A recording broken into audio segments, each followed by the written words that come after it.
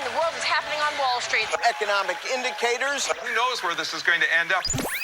To understand the economy, you have to understand human nature.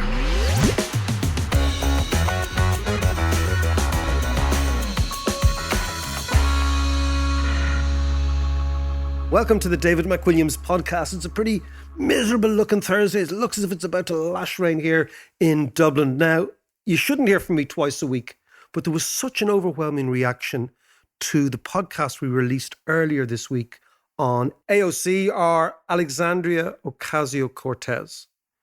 The movement of the left in America, American politics, why the young are going left, and why the housing market is essential in understanding this, and how the housing market has been driven upward by QE and therefore priced out the young.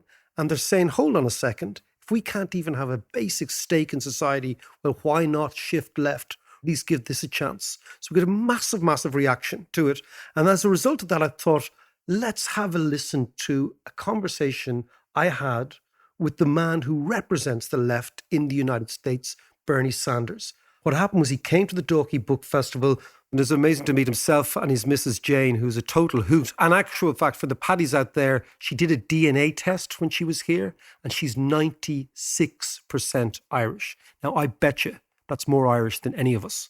Anyway, Bernie and I, we sat down in the Bord Gáis Theatre. We had a great conversation. We covered all sorts of issues, from economics to culture to society. We even touched on the issue of abortion, which I see is flaring up again in the United States with the change in the abortion laws in the southern states of the states. So it was a fascinating conversation. And here you are, a chat with the man who could well be the next president of the United States, Bernie Sanders.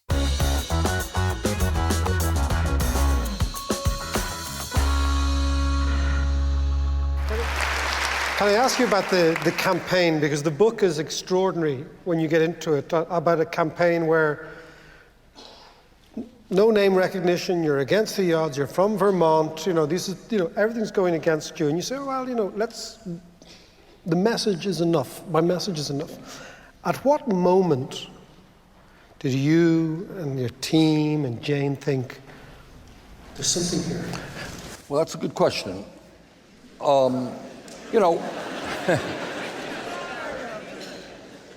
When we started, we knew nothing about running for the presidency of the United States. That is a tough assignment. That's a difficult thing to do. We knew nobody, almost nobody, in other states.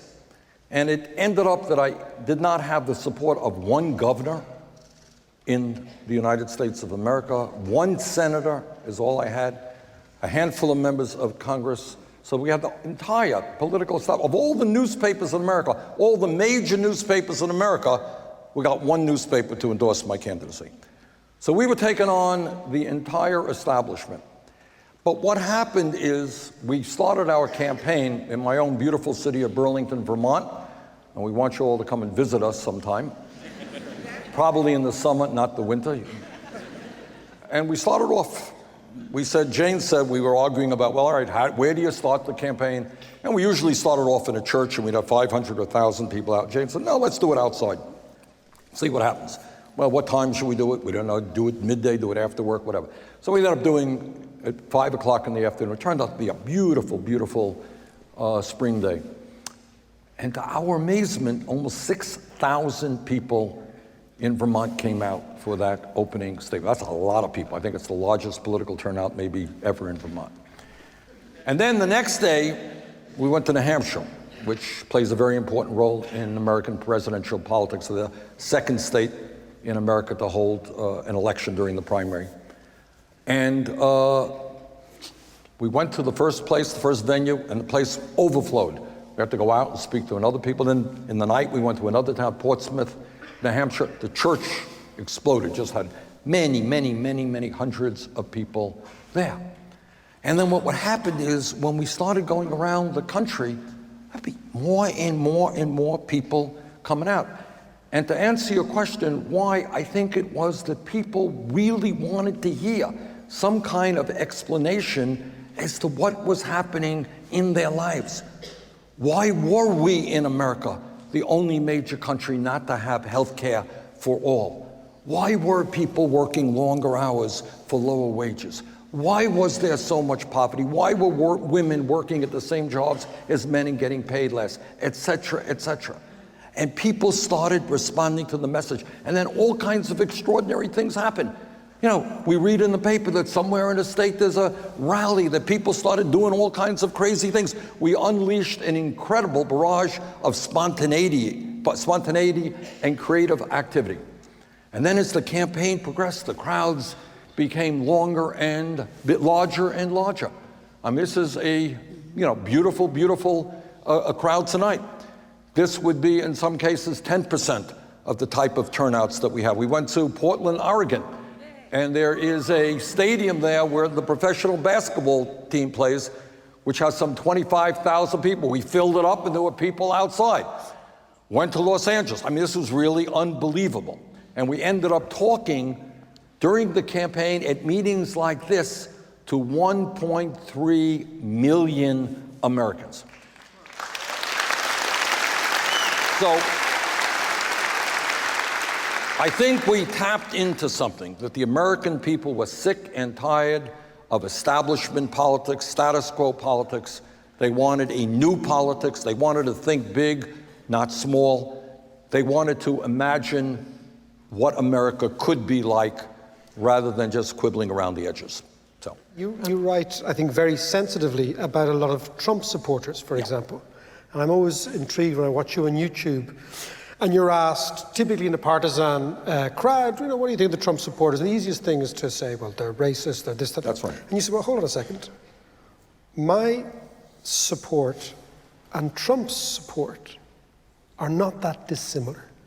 A lot of the people who voted for Trump could quite easily have gone to Bernie. They didn't want establishment, they wanted an alternative. To what extent is that still a very fertile base for some future ideas? I think it is very easy, as you've just said, and something that I disagree with, to dismiss all of Trump's supporters as racists or sexist or xenophobes or whatever it may be. And I'm not going to deny for 1 second that there is some of that. Absolutely. There's some white supremacy there, etc., some bad stuff. But I think that for the average Trump supporter, this is a person, and it's not different in Europe.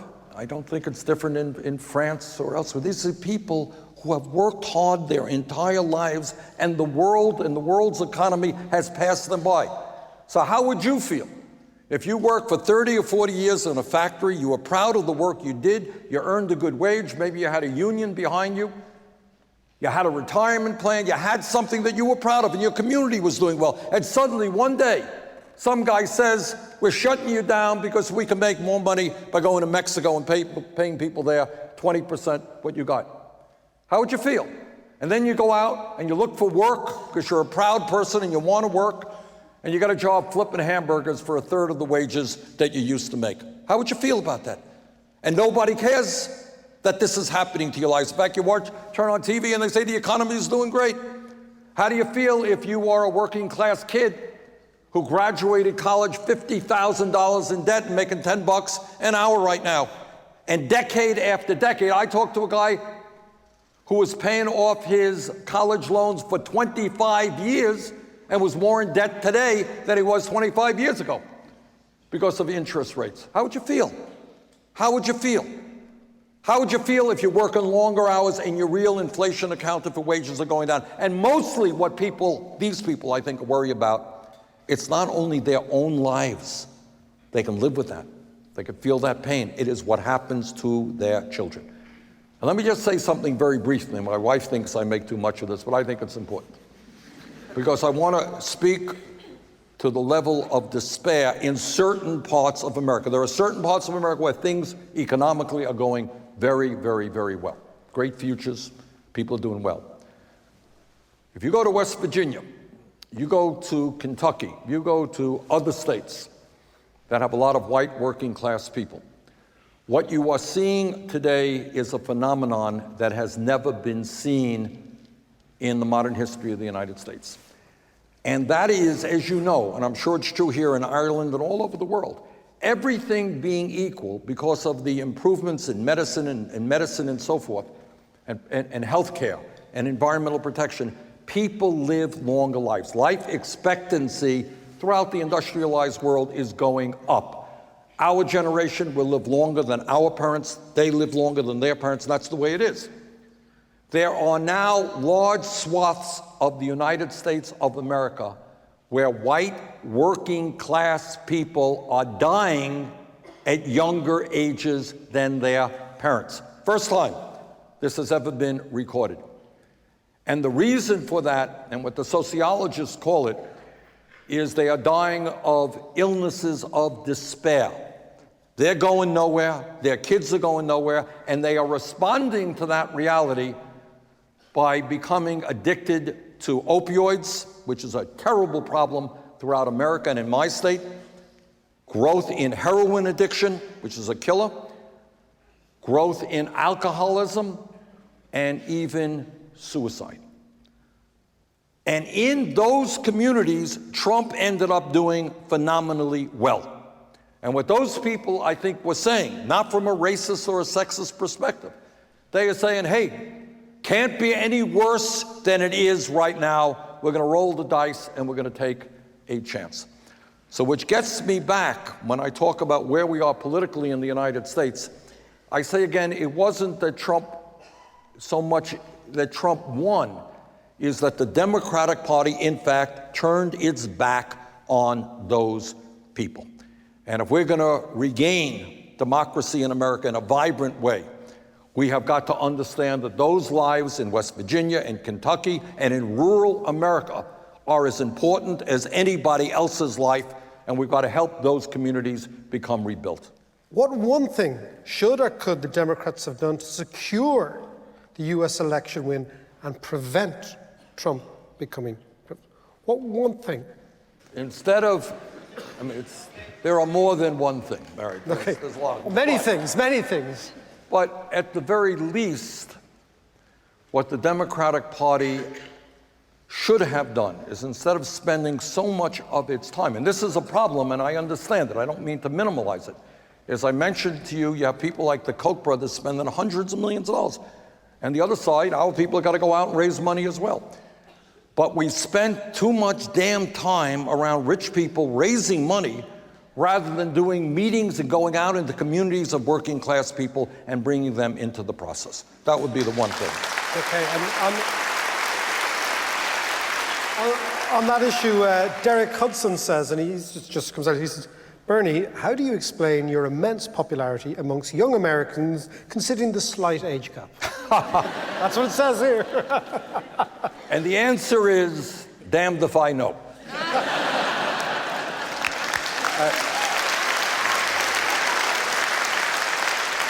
You know,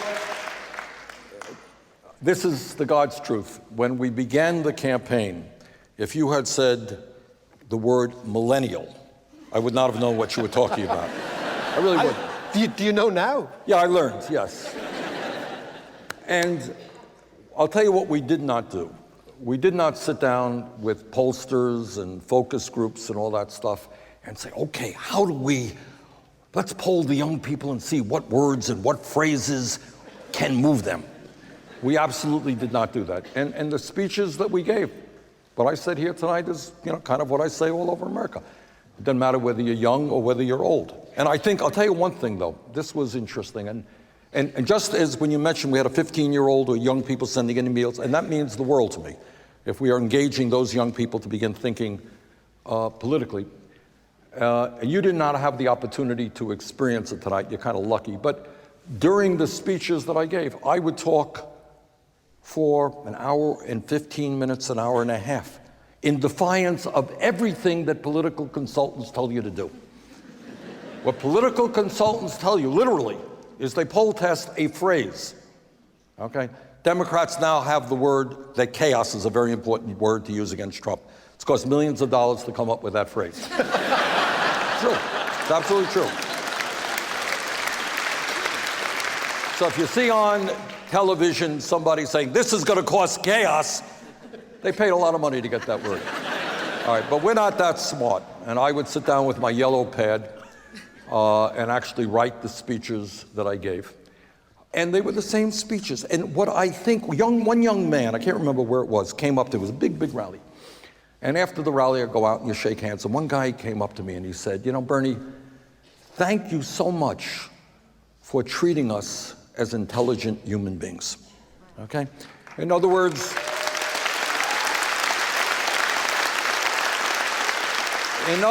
just instead of throwing out claptrap and just, phraseology, we spend time really trying to analyze what the problems facing the country were. And what this book is about, the second half of the book, is very detailed solutions to some of the problems. And I think people, young people and others, just respected the fact that this was not a poll-driven campaign, but a campaign that was seriously trying to address the major crises that we face.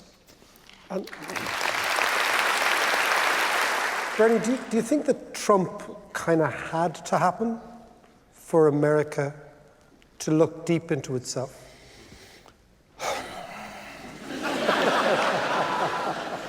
I haven't thought of a question like that.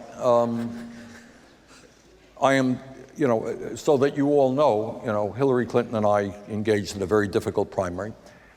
But after we lost and after we sat down and worked on a platform which became a very, very progressive platform, I worked as hard as I could to try to get her elected. I went all over the country.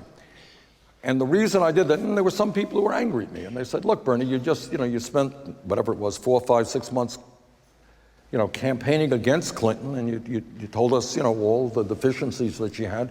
Why are you knocking your brains out trying to get elected? And what I said then is that I think that Donald Trump, if elected president, would be a disaster for our country and the world. And sadly, I think that is true. So, we are where we are, and all that I can say right now is that it is imperative that in America, as a result of Trump, to answer your question, that people, and you are beginning to see this, people take democracy for granted. Once every few years they're going to go out and vote. But I think people now understand what it means if good people are not actively involved in the political process. And you are seeing that all across the country. So I'm not quite sure I would phrase it that Trump had to happen in order for that to occur. But I think with Trump, what our job is right now is to show the American people how bad and destructive his policies and the policies of the billionaire class that he represents are for the American people, and use that moment to move in a very different direction. I think we're beginning to see that, and that's certainly my hope that will occur. Can we switch a bit and talk about the Supreme Court and the changes in the Supreme Court? Do you think that, for example, Roe versus Wade, this crucial decision on choice, will be reversed or could be reversed? It'll come down to one justice at this moment, but in the years to come, there is an absolute likelihood that it could. And it's very sad. The situation of the Supreme Court is we have more or less 5 conservatives, and there is a real possibility that issue will be brought before the court, as well as some others. So when we talk about problems facing the United States of America, it is not just Trump. It is also a very, very conservative Supreme Court. And I worry about that. I worry, women, and I know that this is a controversial issue here in Ireland, but in my country, women have struggled for a long, long time to gain control over their bodies. And what bothers me on this issue, and I respect, and I know there are people who have heartfelt differences of opinion with me on that issue. I understand that, and I accept that. But I'll tell you what bothers me is the hypocrisy of politicians in the United States, conservatives, who argue as conservatives that they believe in small government. Their mantra is, get government out of the lives of people. Let's deregulate. Let people live their own lives without government interference.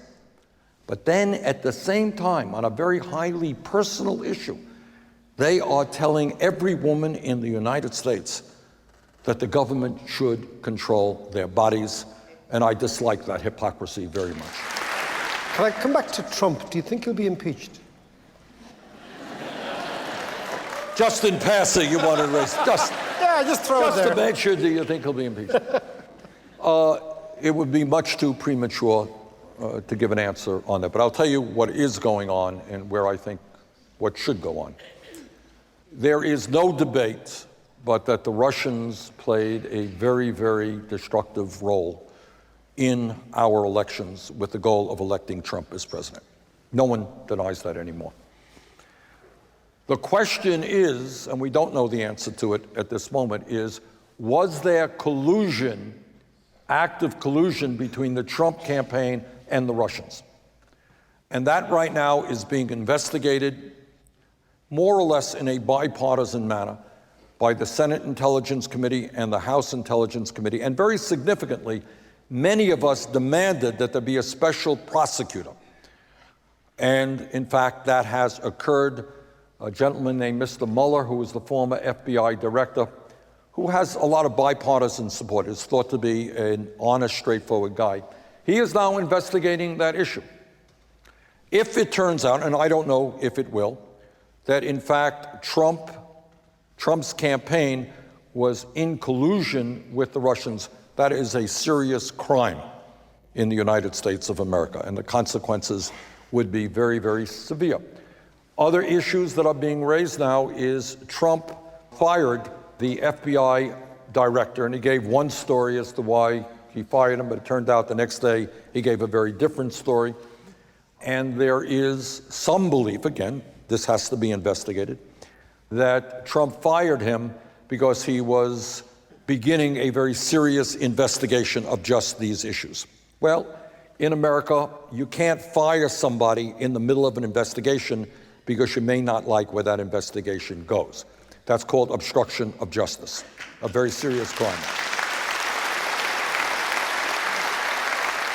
But what is very important is that this whole investigatory process be seen, and it must be done in a nonpartisan way. It does nobody any good, in my view, for me to sit here and yell and scream, oh yeah, we got to impeach Trump. You don't impeach somebody because you really disagree with their policies. You got to impeach them for very serious crimes and misdemeanors.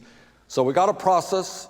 I think in the Congress it has more or less bipartisan support, and we'll see where the facts go.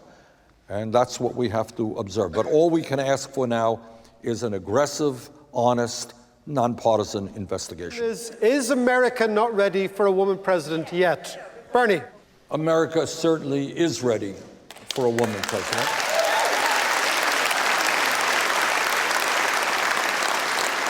America is ready for a black president, for a gay president, and I think over the years we have come a long way on that issue. But what is important is that I think America is saying it's not just a woman, although that would be nice to have the first woman president. It's not just the black, it's not just the gay, it's not just a young person or an old person.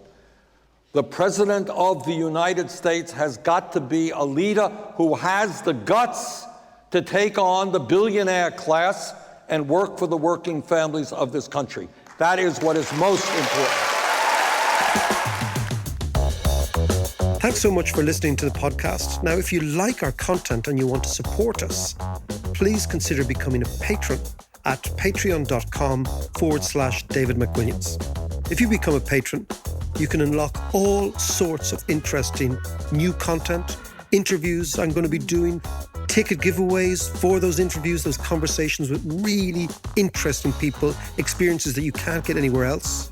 And this will ensure that the podcast remains ad-free and you can get all of this stuff for the price of a pint.